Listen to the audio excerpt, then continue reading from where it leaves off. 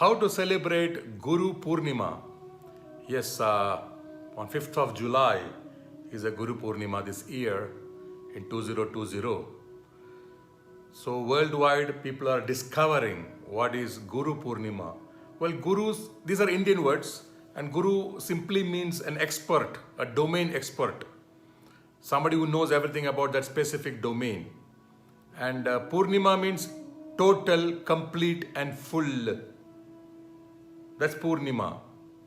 And an indicator of something total, full and complete is a full moon. And therefore, Guru Purnima falls on a full moon day or night. And Guru means an expert who has a mastery over a subject, a specific subject, and a person who has a mastery over it. He knows every detail about it. So what is detail? You know that you have a transactionary world, a world where you transact with others. You transact with yourself. You transact with your mind. It's a transaction. When I'm talking to you, you are listening to me. It's a transaction because I am persuading you on a subject that you have no mastery over. So when you go to purchase something from a shop, that's a transaction. A shopkeeper is selling something to you, and you are a unit of transaction is the money involved, the payment. And then when you procure the product, the transaction is complete. It could be home delivery, it could be from e-commerce. So whenever you have a purchase and sale, that's a transaction. So you have a dimension of transaction, and then you have a dimension of what you need to get. Now, what you need to get is your desire, your want, your wish, your necessity in your mind. But only when action comes, it is a transaction. So the dimension of transaction, when action comes, the dynamics are different. The logistics are different. The method, the feature, the characteristic, and the behavior of action is different from the source of the action, which is a thought in you, which is a want, maybe an emotion, maybe necessity, maybe your inferences, your psychology, but that's not an action yet. And beyond that, there is a null and void. So it's a full circle, right? To understand what is dimension one, full and void. It's not null and void, it's full and void. It's void, but it's full of something. And then it comes down to your thought, your psychology, your wish, your want, your desires. Now you're transacting with your desire because you can choose to delete your desire without converting your desire into action. Therefore, it's a transaction with your desires, with your thought process. You are transacting. What of your thoughts should you express? What of your thoughts should you censor? What of your thoughts you should edit before you express it? So that's a transaction happening. And then the action itself, that's maybe a fourth dimension. The action itself has features, characteristics, tendencies, and behavior. And so has your thought process when you transact with your thought process. And procuring of the goods and services that can give you comfort, privilege, that can give you conveniences, that's also a transaction. So that's one level. Another level is when you transact with your thoughts. And then a third level, when you transact with null and void. And fourth dimension is when you have a full and void. So a Purnima is full and void. It's void, it's nothingness, yet it is total, it is complete and is full. And just below that is null and void, which is void, but there is an emptiness. There's an emptiness that you want to complete it. something should fill it up, and then it comes down to further thought process where to get completion you have to procure something. You need to get dignity, you need to get recognition, you need to get exposure, you want to see things, you want to understand things, you are curious, you are interested, you are eager. So that is a drive to then procure the things that you want to complete yourself. That's another transaction, level 4. So a full circle is Purnima. An expert of the full circle is a guru. So therefore, Guru Purnima. So you celebrate it. How to celebrate it? Well, there are a lot of rituals, and I'm not going into the detail of festivities because festivities are just markers, indicators, some tangibility to your sentiment, which is common to all the people on earth. Everything needs they peg a date, they peg a time, they peg into it a mannerism or a ritualistic expression, so that it is recorded, registered that this is how this culture, this tradition, this heritage used to remember this specific event called Guru Purnima or whichever event it is. So the full circle of the expertise and the mastery of details to the ethereality. So when you say null and void is closer to ethereality, and the other is very close to the procurement of goods and services by paying money or amassing your wealth or accumulating multiple comforts and multiple conveniences and privileges, or socializing or transacting. And that is very tangible, very manifested, but not ethereal. So in ethereality, there is a pulsation. In an ethereality, there is a pulsation that you need a certification in graduation from a college, maybe in expertise of a information technology language. That's a pulsation in ethereality. And a procurement of it, working towards it, putting effort and exertion towards that procurement of the certification of that specific talent, the specific skill, the specific craft which you want to know it, so that you get a job, so that you make a career. Now, the mannerisms, the feature characteristics of the education, now that is very tangible, that is manifesting, and that is very different from ethereality. So even a thought in you, the drive in you, the surge and the urge to procure that education is a subtle manifestation, a subtle tangibility. It has a shape, it can be recognized. But when you go a little above that, which is null and void, it is closer to ethereality, where it is more spacey, more skyward, which is not rock solid tangible, which is not rigid. And just a level above that is full and void. And that is a full circle.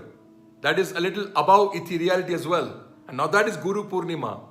The expert, who has a mastery of all the levels, who is complete, full and total. So therefore Guru Purnima. So how to understand this description? How to comprehend this description? So in one level, to get a mastery over information technology language or a specific craft, you need to educate yourself in narrow channels that guides you, that handholds you through that specific, particular, that prescribed circuit with accuracy. You may experience some kind of confinement and regulations because it is bound by severe disciplines, maybe disciplines of yoga, maybe disciplines of vegetarian food, maybe disciplines of fasting at times, and very, very strong frames and boundaries may be visible to you. But the expert, who has a mastery over the details, has constructed this very carefully constructed and organized this channel, this prescribed route. So in that nothing looks spontaneous. everything looks very defined, everything looks very articulated, everything looks very calculated and calibrated. It is a specific channel, it's a specific route. But then ethereality, it seems very spontaneous. The pulsation looks very spontaneous. It is just a pulsation. Oh, I want education. Now what kind of education? That's not a pulsation. What kind of career? That's not a pulsation, but a career, yeah. I want to express myself. How do you want to express yourself? To what kind of language, to what kind of mannerisms, to what kind of behavior, to what kind of technique you want to express yourself. Now that is not ethereality, that's calculated, that's defined, that needs narrow channels and therefore discipline, therefore a method. So you need to, it's a method of withdrawal and indulgence, For example, you get a beautiful thing that you want to procure. It's very attractive to you. It is luring you. You are tempted. So you need to indulge and then yet withdraw. That is why there is a word called fasting. You see people fast during a month in some communities because they have to observe how to withdraw. Because without withdrawal from the manifested, after indulgence, without withdrawal from the tangible, after indulgence, without withdrawal, without the technique of withdrawal, without the strength to reject that what is capturing you, because that's luring you, you're tempted. So without the strength, stamina to reject that what is attracting you, you will not be able to do fasting. Because you will be too much captured into the indulgence. So somebody has to teach you, now you do fasting. So you know the pain of rejecting that what's attracting to you. And you need to endure the pain. So that fasting. So some people celebrate during Guru Purnima by fasting. And they need an alternative indulgence which is equally tempting, equally refined, equally sophisticated, colorful, and therefore meditations, and therefore breathing techniques, and therefore wisdom, to learn wisdom of how this mind is working. So how to celebrate Guru Purnima? With some fasting, with some worship, with some prayers, with some things that makes your ethereality very colorful. So you do not feel left out of your indulgences because it is more sophisticated, more refined, more subtle and more potent dimension of indulgence. So you withdraw, you get stamina and strength to withdraw, you do fasting.